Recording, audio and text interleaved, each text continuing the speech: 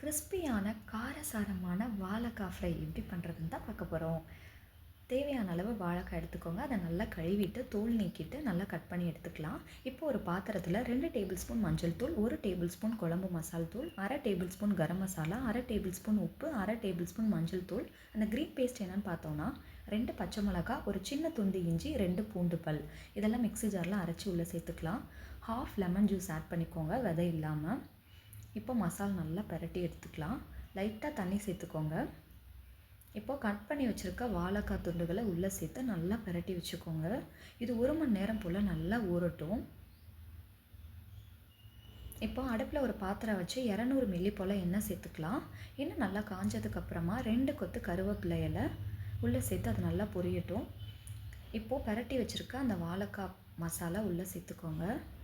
கரண்டி வச்சு நல்லா கிளறி விட்டுக்கோங்க. வாழைக்காய் 2 சைடும் நல்லா கிறிஸ்பியாக வேகணும்.